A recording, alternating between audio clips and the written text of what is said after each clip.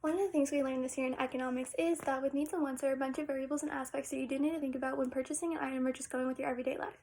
Needs are things that are necessary for survival. Example, food, water, shelter, yeah.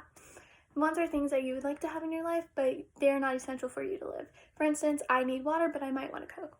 With needs and wants, there are a couple of variables and factors that you do need to think about, and this is scarcity and shortage. Scarcity occurs when there are limited quantities for resources to meet unlimited amounts of wants. Another thing is most people don't understand is that just because an item is scarce doesn't determine its value. It is the demand for the item itself that determines the item's value. Another thing is shortage. Shortage is something that most people do often get confused with scarcity. Shortage occurs in which something cannot be obtained in sufficient amounts. And for example, there's a gasoline shortage in 1970. Gas is not a need, but it is a want. We need gas to fill our cars, but we do not need cars to get around. We can walk, but we choose cars because it helps us get places faster. Along with gas, when you go to a gas station to buy gas, you're doing an act of voluntary exchange. Voluntary exchange is an act of buyers and sellers engaging in market transactions, which is willingly and completely voluntary.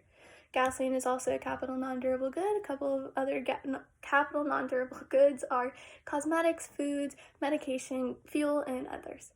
There are 4 stages of production. This is land, labor, capital, and entrepreneurship. Gasoline has all 4 stages of production within itself. Land, because it is made of crude oil. Crude oil has historically been obtained through the vertical wells drilled in earth.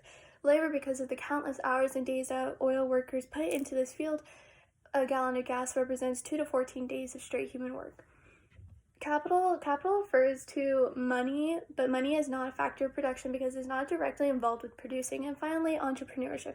You are telling this owner that you will buy his gas from him if he keeps selling it, and this will keep the cycle going.